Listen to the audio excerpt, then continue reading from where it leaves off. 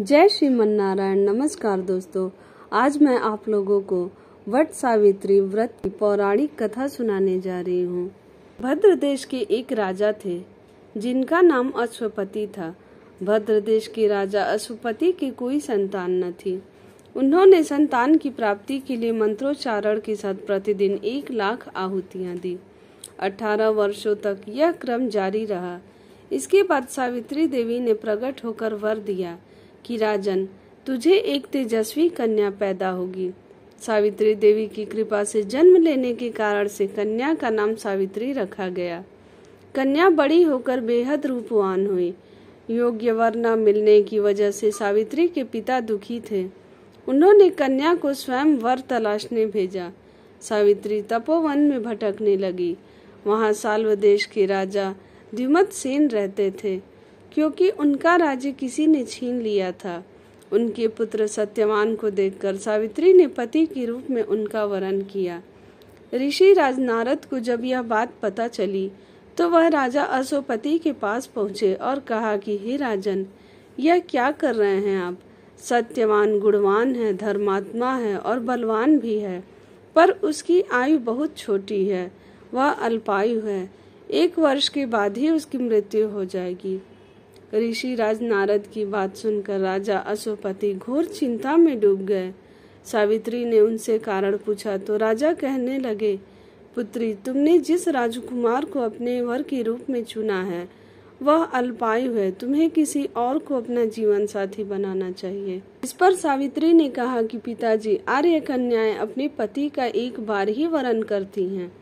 राजा एक बार ही आज्ञा देता है और पंडित एक बार ही प्रतिज्ञा करते हैं और कन्यादान भी एक ही बार किया जाता है।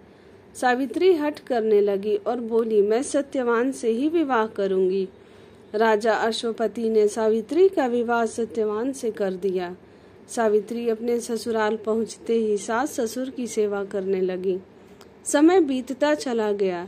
नारद मुनि ने सावित्री को पहले ही सत्यवान की मृत्यु के दिन के बारे में बता दिया था। वह दिन जैसे जैसे करीब आने लगा, सावित्री अधीर होने लगी।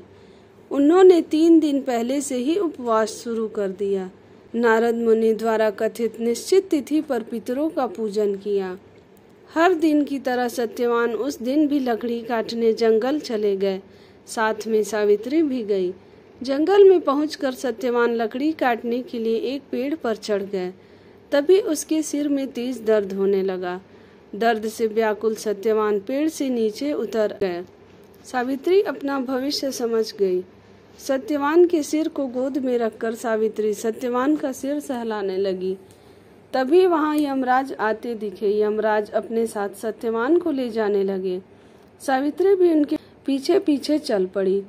यमराज ने सावित्री को समझाने की कोशिश की कि यही विधि का विधान है, लेकिन सावित्री नहीं मानी। सावित्री की निष्ठा और पति परायणता को देखकर यमराज ने सावित्री से कहा कि हे देवी, तुम धन्य हो, तुम मुझसे कोई भी वरदान मांगो।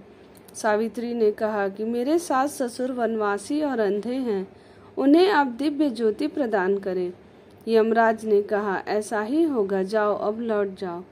लेकिन सावित्री अपने पति सत्यवान के पीछे पीछे चलती रही।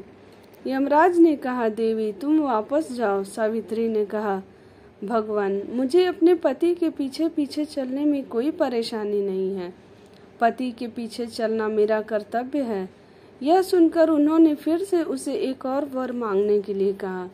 सावित्री बोली, हमारे ससुर का राज्य छिन गया है, उसे पुनः वापस दिला दे।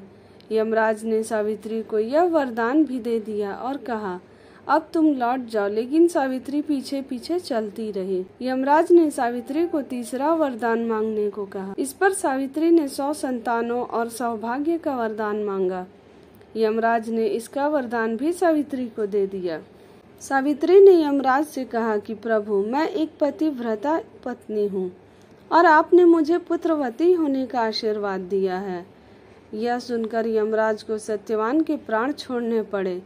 यमराज अंतर ध्यान हो गए और सावित्री उसी वट वृक्ष के पास आ गई जहाँ उसके पति का मृत शरीर पड़ा था। सत्यवान जीवित हो गया और दोनों खुशी खुशी अपने राज्य की ओर चल पड़े। दोनों जब घर पहुंचे तो देखा कि माता पिता को दिव्य ज्योति प्राप्त हो गई है। इस प्रकार सावित्री सत्यवान चिरकाल तक राज्य सुख भोगते रहे।